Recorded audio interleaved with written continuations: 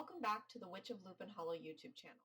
I'm Tanae Stewart, your host, and today I want to talk about my own practice. So I'm doing a little bit of a spotlight on real witches on the blog, and so I thought I would share my own practice and how it fulfills me. You may have heard me talk about the fact that I am a cottage witch. Basically, for me, what being a cottage witch means is that I practice a very holistic form of witchcraft that combines kitchen magic, green magic, and is really focused on this concept of sanctuary and sacred space, especially in the home. So that's kind of a long-winded way of saying that, I practice very earthy, very grounded, home-centered witchcraft. And I find that witchcraft really kind of falls into two main categories, and that is nature-focused and home-focused. I think at the end of the day, all witchcraft comes back to nature. But many of us, especially those of us who don't necessarily have a lot of access to really rural experiences all the time, although I'm lucky enough to have them sometimes, we feel most comfortable in our homes. And so our home becomes sort of one big altar, right? It becomes a big part of our practice. And that's definitely the case for me. My practice has evolved a lot over the years, but there's a few things that I've always come back to. The main thing is following the lunar cycle. So I follow the moon. The moon is a big part of my practice, actually, as is astrology in general, but especially the moon. I follow the cycles of the moon. I follow the phases. So I try to check the phase every morning, see what sign and phase the moon is currently in. That gives me just kind of something to focus on for the day, gives me direction, and it kind of just helps me to understand how I might be feeling for the day, because over the years, I kind of know, in general at least, how I tend to interact with each of the different signs. So my personal astrology, I'm a Taurus sun, Aries moon, Virgo rising, and so I have a lot of earth and fire energy in my chart.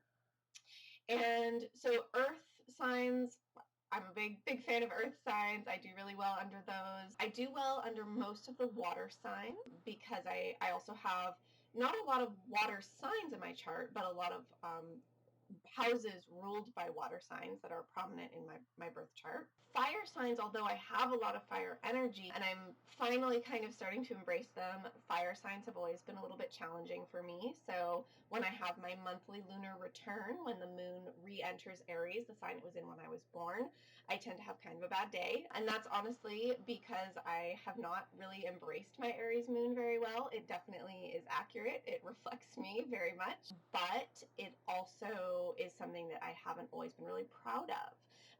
Aries moon tends to be temperamental, tends to have a temper, tends to, cry when we're angry, and tends to react too quickly or do things without thinking them through all the way. Luckily, that last one is kind of balanced by all my earth energy, but nonetheless.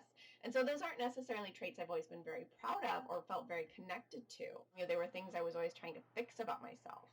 And so those fire signs, when the moon is in a fire sign, sometimes I don't do as well with those. And then the air signs, I have very little air in my chart, a little bit of Aquarius, and that's about it.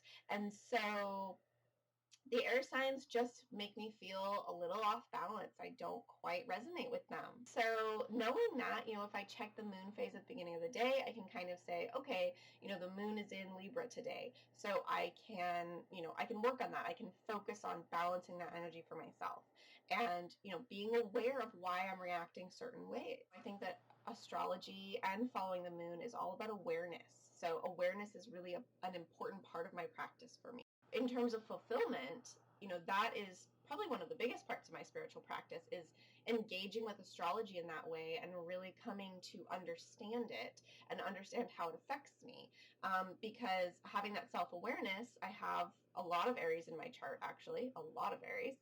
And so, Aries is all about the self. And so self-awareness and understanding myself, understanding why I feel and think and act certain ways in certain situations or with certain people, having that awareness is really important to me. Being able to use astrology as a tool to find that awareness is very fulfilling for me. That's a big part of my practice. Aside from checking the phase and sign every day, I also try to have new and full moon rituals. I don't really do more than that. Some people like to do them on the quarter moons. I've tried it. It doesn't really work for me. But the new and full moons, I try to always do a ritual. Every couple months, I'll miss one, and I always regret it because, you know, having that practice, having that, twice a month check-in is really powerful. It really gives you, an hour for self-reflection and to really begin to understand how you've been feeling for the last 2 weeks and why. I think that the power for reflection, anything that gives me the opportunity to reflect on why I feel a certain way, is really fulfilling. So whether that's through astrology, through moon rituals, through even yoga or guided meditations or journaling, all of these are part of my practice. And I think really the root of why I've chosen all these different things all comes down to the opportunity for reflection, the opportunity to think critically about why I feel the way I feel. Again, that all comes from my very strong Aries in my chart. I have a pretty solid stellium in Aries. And, when you can find those things in your astrology, I find it really powerful because you can start to understand, why you feel the way you do. And then you can start to, either change things you don't like or start to embrace things, start to embrace aspects of yourself that you've repressed or that you've pushed away. And so that experience of, working with my astrology chart and, beginning to understand myself and giving myself all these many diverse opportunities for reflection, I think that's the number one way that I find fulfillment from my spiritual practice. Typical narcissistic Aries, but I love reflecting on myself and why I feel the way that I do. Other parts of my practice, like I said, I read oracle cards, is my main tool for divination. I often will just make up, either pull a single card for the day or a situation, or I'll just, make up some kind of 3-card spread. But I do like to use other people's spreads. In general, I don't really like to practice from books. I don't like to, practice other people's spells. If I'm going to take something from a book, I'll probably adapt it somehow. But I do like to use other people's oracle spreads. They kind of ask questions I wouldn't have thought to ask. And so that's one of the ways that I like to, get inspiration from outside of myself. Although, I do feel very strongly that, creating your own path is the most powerful thing. It's about getting to that place where you can pick and choose from sources around you without it sort of disrupting the very inherent, innate, natural flow of your practice that comes from within you. A big part of my practice is definitely my altar, which you can see right over here. And so it's mostly crystals and candles, and I have this little it's actually an old monitor stand that I have like tarot decks and some herbs and crystals in for storage. I change it at least, every month or two. I rearrange it a little bit. So my altar is a big part of my practice because obviously it's my bedroom, my home office, everything's right here. So I spend most of my time sitting right here at this desk. And so having my altar right there, as well as mini altars, there's also an altar next to the computer on my desk. There's a mini altar on my vanity, kind of one on the nightstand. So there's like, I don't know, like 5 or 6 altars in this room. But, having those places where I have certain things that I interact with in certain ways, I find really fulfilling. I find really supportive. Creating altars is something I've done, honestly, I think since I was a kid. I was always kind of collecting little bits of things and arranging them on my dresser or arranging them on a bookshelf. And it's just something that comes naturally. And I think it does go back to some of that earth energy. I have all this very grounded earth energy that comes out in my practice in this expression of home and sanctuary as a cottage witch. And I think that's something that's very innate for me. It's really about creating sacred space wherever I am. Even when I travel, I like to bring like just a couple crystals and, something I can easily transport in my luggage so that I can set them up on, the nightstand or dresser when I get to wherever I'm staying. And that's just really supportive because it's sort of like it brings this little piece of sacred space with me wherever I am. So creating that kind of sanctuary is such an important part of my practice. A word comes up for me again and again and again. And it's just sort of, it's home. That word for me is home. That word is where I come back to my practice and I remember why I have a spiritual practice and why I want to express it. I actually lost my house in a wildfire at this point at about almost 4 years ago. And I really came to understand the balance in me of desire for home and sanctuary and comfort versus the desire for exploration and experience. To take it back to my astrology chart, because that's where I always go back to, I have my sun in Taurus, which is all about home and comfort and being kind of a homebody, kind of, not really wanting to leave the comfortable spaces. But I also have my sun in the ninth house, which is the house ruled by Sagittarius and is all about travel and wisdom and spirituality and exploration and adventure. And so I find myself on this, kind of dichotomy, this quest for knowledge, this quest for sanctuary wherever I am. And so it does create kind of an interesting tension. And that's why, again, why I love to use astrology in my practice, because it helps you to really understand the contrasts in yourself, because we all have those tensions, those things that pull at us that, well, I really want this, but I also really want this. And they don't seem to make sense together. They don't seem as though they could possibly go together.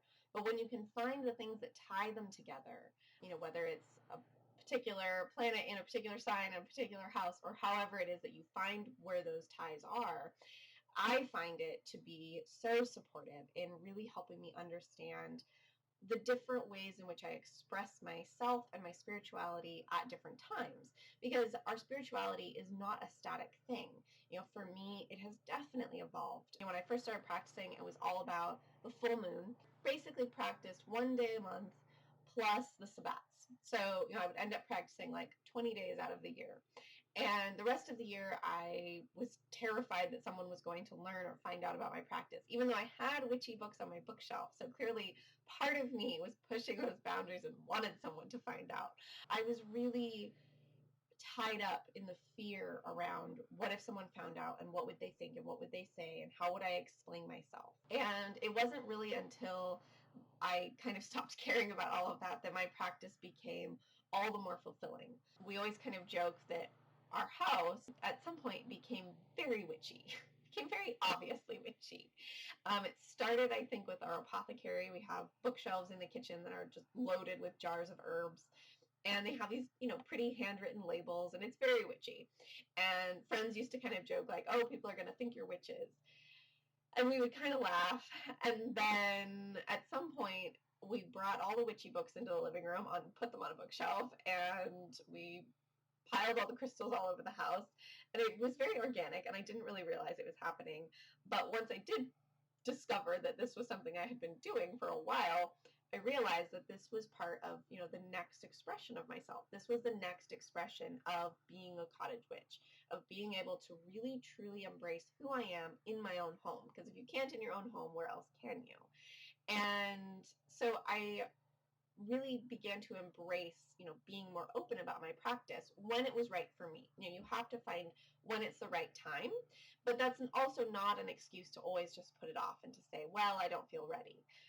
You have to find that balance between ego and intuition of when is it truly the right time, and not just, you still feel worried or scared or fearful about being honest and open. Being honest and open has become a very fulfilling part of my practice, although it is still something I struggle with a bit. It's not necessarily something I bring up all the time. I am very open about it in my own home, and if someone asks me about my Instagram account or whatever it might be, I am very open. And I have business cards now, so I have a little bit of a barrier for myself. I can give them the business card, and then they can ask questions from there instead of having to choose how I'm going to explain it. You have to find those ways that work for you, that allow you to feel comfortable but still push your boundaries a little bit. That's the balance I find. So, being able to be honest and open, but also, not throw myself to the wolves is, where I've found fulfillment in expressing my spirituality more openly.